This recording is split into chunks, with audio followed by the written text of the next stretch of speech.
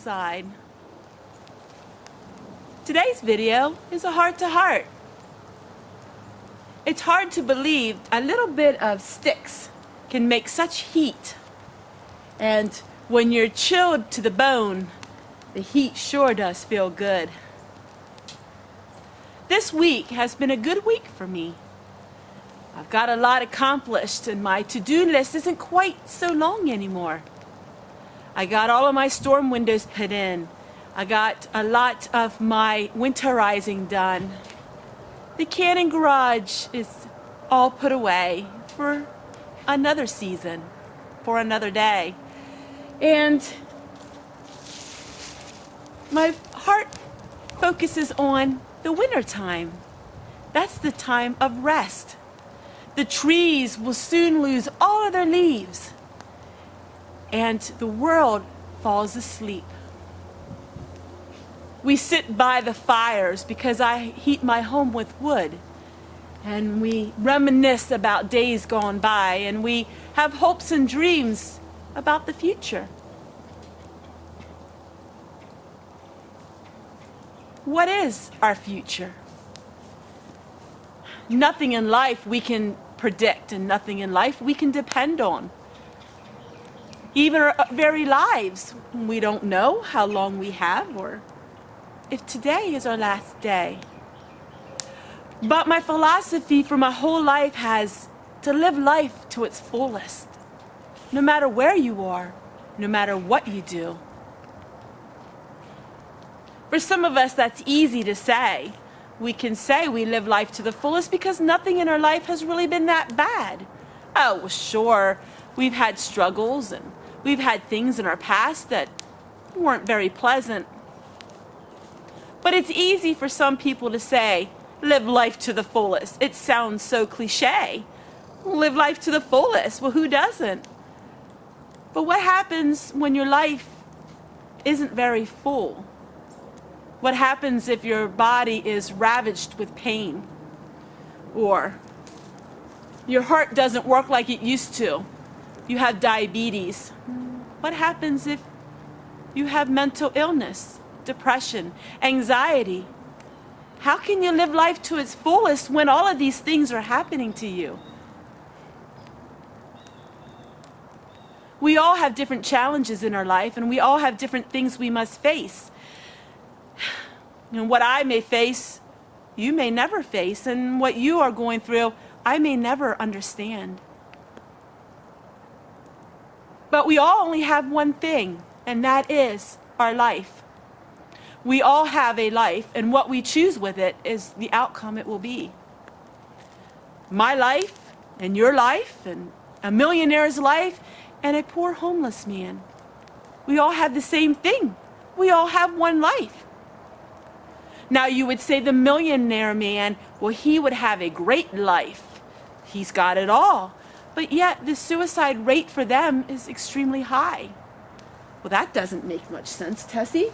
Why would a man who has it all have such a high suicide rate? And why would a homeless man seem to live and live and live? And why does the world operate the way it does?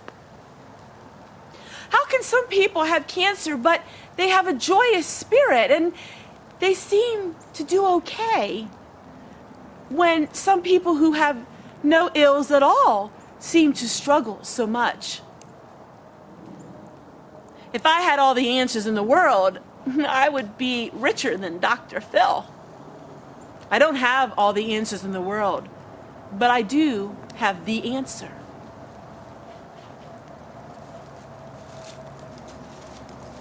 So what is my answer, you may ask? Well, some of you would scoff at it and say, oh, here we go again. She's going to tell us that she knows it all. No, I know very little in life, but I do know one thing, that no matter what happens in my life and no matter where it goes, no matter what I do or what I don't do, and what I may become or way I never might become, I do know that my God is there with me. Does that mean I have it all? Nope. In today's standard in society, I would look rather poor, but I'm very rich, my friends. Why do you say I am rich? Well, because I have a friend that sticketh closer than a brother, and that is my Lord. I can go to him whenever there's troubles in my life, and he hears me. Does he always give me what I want? Well, no, of course not. But he's always there and helps me. He does. He comforts me. He gives me strength. He gives me hope. He gives me a reason. But not only does he give me all of those emotional things, he gives me tangible things. Well, he's given me you. Well, think about it. He's given me a voice so I can speak, so I can make videos. And through those videos, he's given me you. Yes, these things may sound like repetitious poems and rhymes and riddles, but it's true. Life is a fleeting vapor, like the smoke that you see. Life comes and goes in a whisper. We are born into this world and we are to die in this world. That's the facts of life. So what we do with the time we have is what makes the difference. Maybe you're like me and a housewife, alone in your home. There's not much glory in that, is there? But yet you have a life. Have you done things that you enjoy? You don't have to have a strong physical body to go outside and listen to the birds and start taking up bird watching. Do you like to plant things? You don't have to have a big garden to do that. You can plant things in little pots around your house. I remember many years ago when I was a newly married woman and money was tight. I didn't have money to buy flowers at the grocery store. Those beautiful bright flowers, you know the ones, right at the checkout and it's $10 and they're so pretty. I didn't have money for things like that. So I went in the fields and gathered things. I gathered dry grasses and sticks and all kinds of things. And I would make my own little bouquets. And I found great joy in that. Not much longer, I had a sister-in-law who seemed to have it all. Her house was beautiful. She could buy the latest country things. And one thing she had was electric candles at every window. And it was so pretty. Wow. It was beautiful. Back in the 80s and the 90s, it was such a tradition to have all of these candles lit at your windows. The electric ones.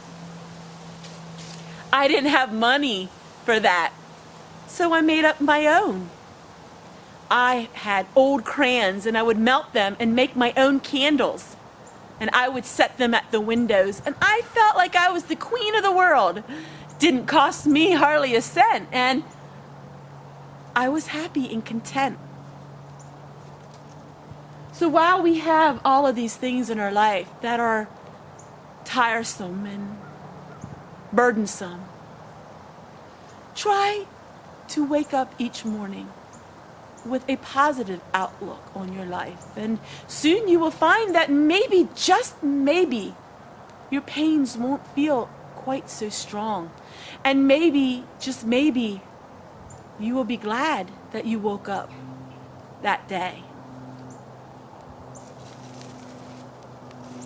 As I sit by my fire, it reminds me that in everything there's a season in life, and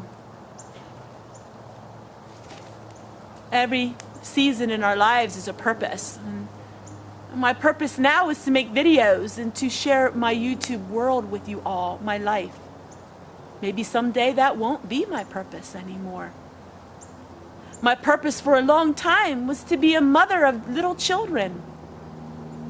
my children grown up and got married. But as we get older, our purpose doesn't go away. It just changes with time. My mama told me a long time ago when she was able to speak, I don't have much to accomplish anymore, Tessie. I'm not good for much of anything. I can't walk anymore. My mother was the kind of woman that did it all. She put roofs on houses, cooked immaculate meals, was a beautiful homemaker. Her house was pristine and spotless. She could sew dresses on a whim. And now she couldn't walk. She could, at that time, barely feed herself. And I said to her, "But Mama, you can pray." "Well, that I can do."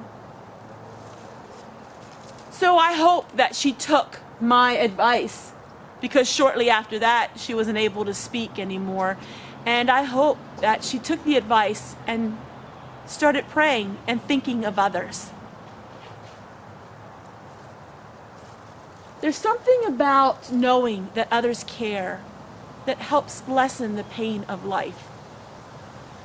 I always say the root of many things in our life is loneliness, and my goal is for no one to ever feel lonely. And maybe, just maybe, I'm helping someone in this big YouTube world. Take care, everyone.